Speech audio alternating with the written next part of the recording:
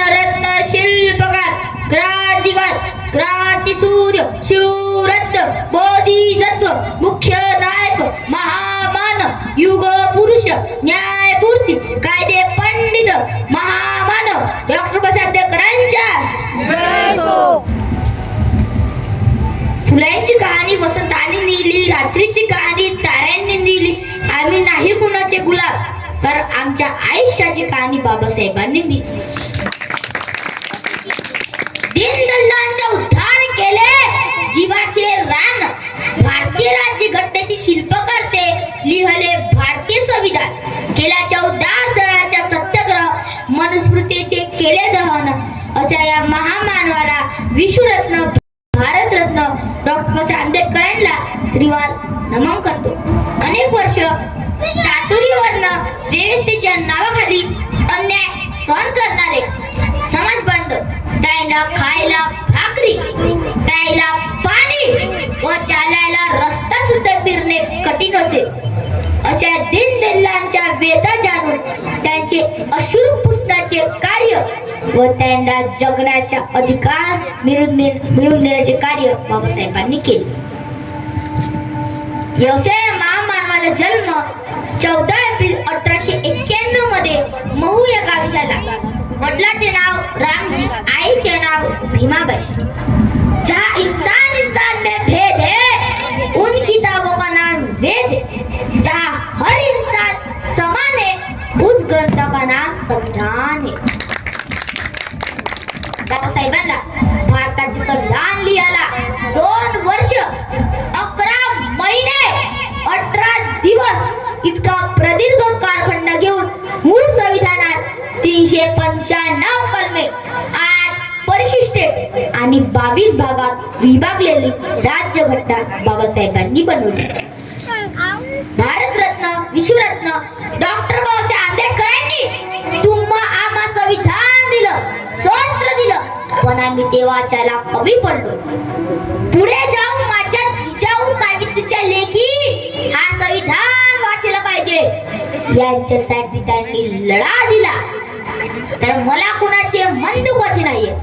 आपण कोणत्या पुराणामध्ये अंधश्रद्धेमध्ये खूप अडकले आहोत. सासरी जाणाऱ्या लेकीला 2 वाट्या, 4 चमच, 3 ताट देण्यापेक्षा बाबासाहेबांच्या संविधानात दिलं आणि सांगितलं, लढ, हे तुझे शस्त्र आहे. तर मला असं वाटते आयुष्याची लढाई कठोर पडेल रे.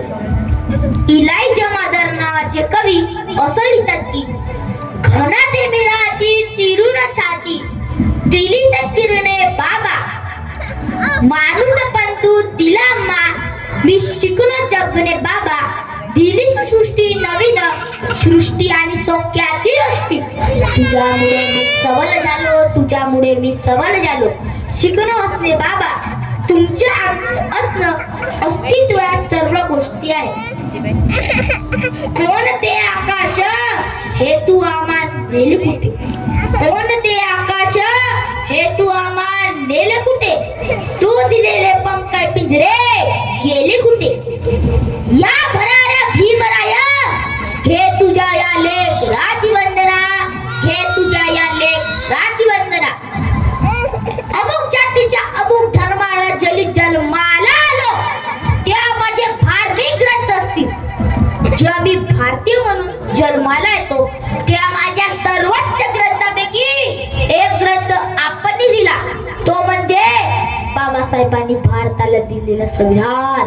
We the people of India having sworn मी हा संदेश कायम जगात पाहिला पाहिजे. यशाला शॉर्टकट नाही आणि परत यश मिळव म्हणून दिवस हे सुद्धा टाकतात.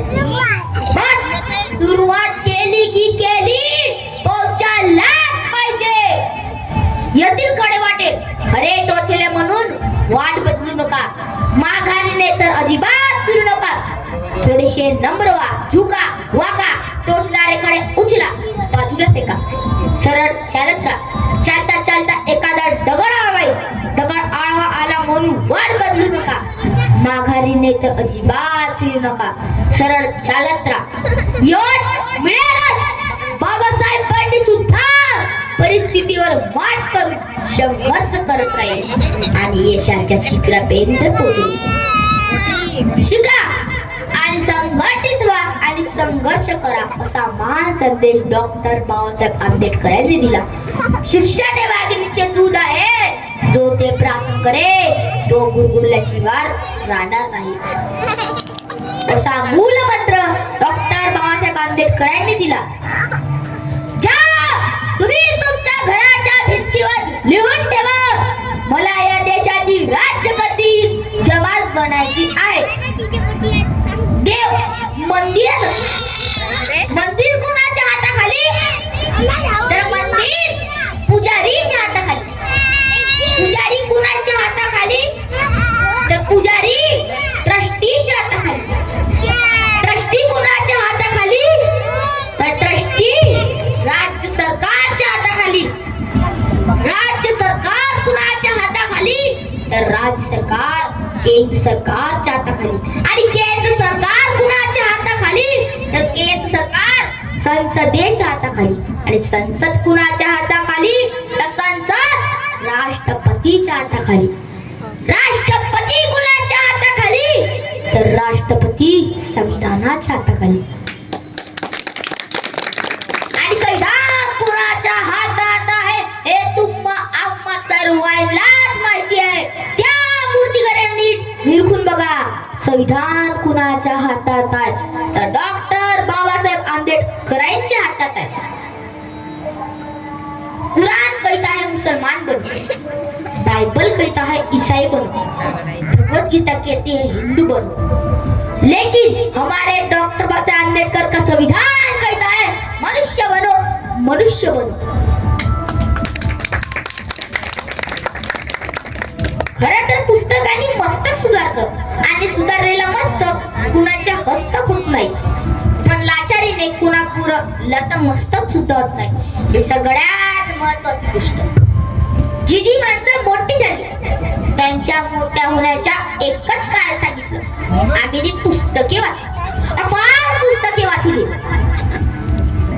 मंजिल उन्हें को मिलते हैं जिनके सपनों में जान होती, यूं ही पंखोड़े से कुछ नहीं होता, हौसलों से उड़ान होती है.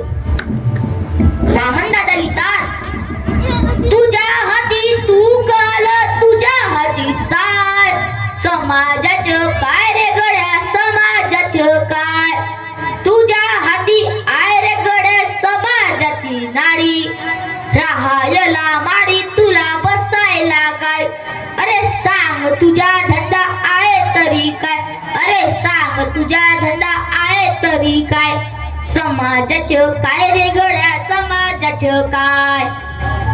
पैदा ना होता ओ मसिया जो खुशियों का सिलसिला ना होता, बैरंग रहती है जमीन और आसमान का रंग नीला नहीं होता.